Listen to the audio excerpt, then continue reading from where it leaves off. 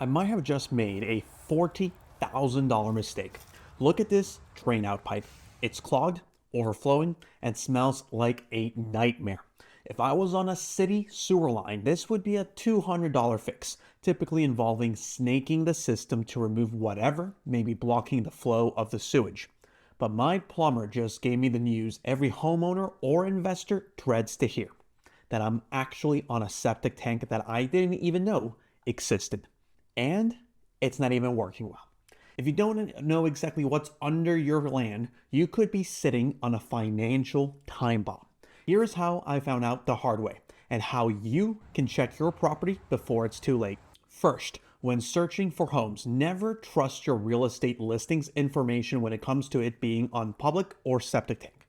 The MLS information and even the county's information all said that this home right here was on a public sewer. Well, that turned out to all be a lie. Here's my pro tip to you. Before buying the home, or if you recently bought one, look at the water utility bill right now.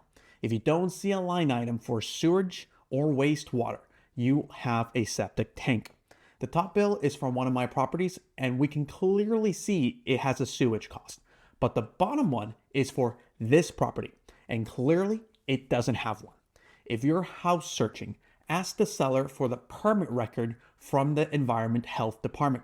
I reached out to mine and they sent me two things. One was the list of all licensed businesses that perform septic tank related work. And second was the latest record of the current septic tank system on the property. I wish I had access to this before buying the house. Let's review some of the key details about this. Section A here showed the home has public water, but that the septic was financed as other back in 1974, making this original system over 50 years old. Sections B and C talk about the home and the lot. Section D gave me the specs of the system: a 1,500-gallon precast concrete tank, 90 feet long by 50 feet wide. Boy, that's a ton of shit. But look at Section E.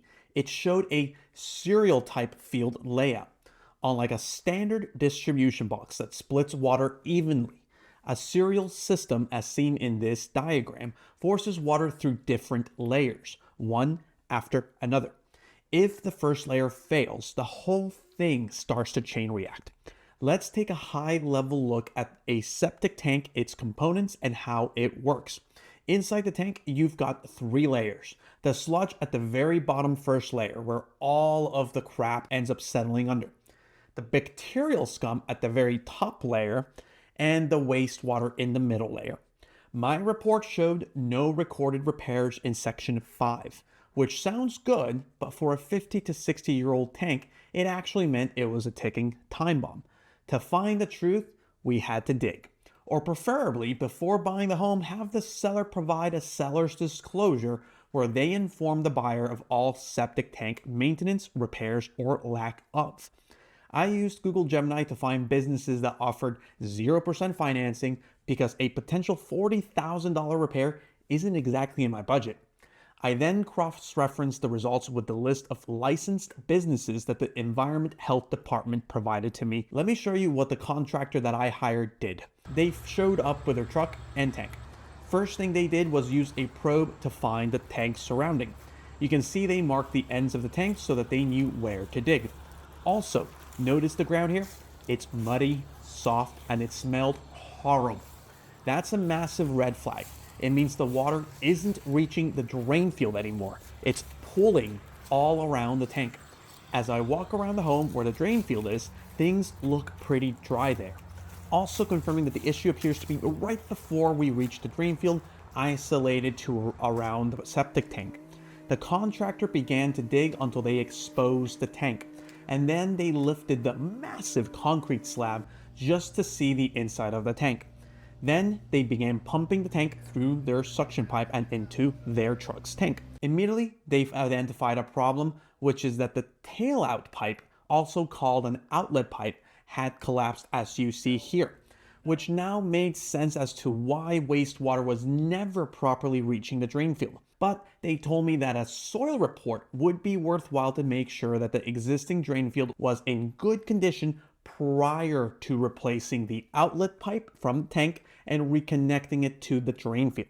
A recommendation which I acted on. I spent $880 just for the pumping and the exploratory dig that they did, but the nightmare was just starting. So next, I paid for a soil investigation report. This cost me another $600 and can take anywhere from 1 to 3 weeks to get, just depending on the inspector's availability. Here's why your dirt matters when you have a septic tank. We analyzed 4 critical metrics, and every single one was not great news for my property. First, slope percentage. This is your ground's incline. Ideally, you want this to be around 0 to 5% because anything over 15% requires specialized engineering. Mine was determined to be anywhere between 1 to 8%. Not ideal, but very manageable. Second, depth to bedrock. This is how much soil you have before hitting solid rock. You need enough soil to filter the waste. Anything between 24 to 48 inches is determined to be shallow. Fortunately, mine came in at 60 inches, so that wasn't the deal breaker here. Third, the depth to seasonal high water table, or SHWT. This is the highest level groundwater reaches. If this is within 24 inches, you risk flooding or contamination. Mine was at 30 inches. That is pretty low, meaning we may need to raise the entire system just to keep it functional. Fourth, absorption perc rate. This ended up being the kill shot for me. It measures how fast water moves through the soil. If it's under 15, it moves too fast to filter. If it's over 60, water ends up pooling and the soil is unusable for traditional systems. My rate was 75. Because of this, the inspector noted on my report that my yard was ESP. ES meaning extremely shallow soil, and P meaning provisionally suitable. That's code for a standard system won't work here in the future. Because the soil is bad, the county is unlikely to approve a standard septic gravity system once it needs replacing. They would likely require a more shallow system or a specialized system. The first ballpark quote I got after I provided this information to a contractor was a jaw-dropping $40,000. That is more than some people put down on a down payment on a house, y'all. So what do you do here when you're staring at a $40,000 bill? Well, folks, you really have 3 options. Option A, invest back into the house, get a brand new system, and get another 60 plus years of life out of that system. As I mentioned earlier, this typically comes with loan options ranging from 1 to 5 years with varying interest rates of 0 to higher depending on your credit and which bank the contractor works with. Option B, get more perspectives from other septic tank professionals now that we've got all of this information at our disposal. I decided to go with option B. In total, I talked to 3 other professionals. One said that a new system could cost anywhere from $15,000 to $20,000 with financing. This sounded much more reasonable. I think that our first contractor was trying to pull a fast one on me by quoting me $40,000. That definitely is nowhere near what I read online tends to cost for a brand new system. The next contractor I talked to said that it could cost anywhere from $8,000 to $12,000 without financing. This is much better. And the last person I talked to gave me the most confidence. They said that after looking at the drain field, that it appeared to be in good condition and no reason to install a new one yet. So instead, he said he could fix the tank's collapsed outlet pipe and reconnect it to the drain field for about $3,800.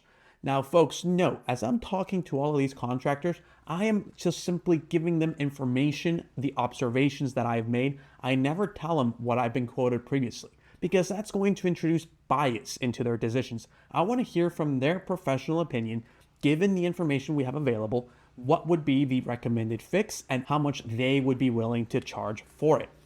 I then take all that information and use to gauge who to go with. Needless to say, folks, this multi-week process was a roller coaster, but staying calm was pivotal for me to go from a $40,000 quote to a $3,800 one. Here is the part that should keep every homeowner with a septic tank system up at night. Septic tank problems are not covered by home insurance. Insurance considers your septic system maintenance, and when it fails, well, you're out of luck. You're on your own. If you're a homeowner and you're still not sure where your waste is going, act today. Check your utility bill for that sewage charge. Reach out to your environmental health department for your records. And if you're considering buying an older home, pay for that $600 soil inspection and also for a septic tank inspection as well. Knowledge is the only thing that could separate a $4,000 repair from a $40,000 catastrophe. If this video was informative, folks, please go ahead and like it and share this with someone who might benefit from listening to it. Also, subscribe to my channel for more home ownership tips, real estate investment knowledge, and DIY do-it-yourself home repairs, maintenance, and renovation projects that can save you a ton of money.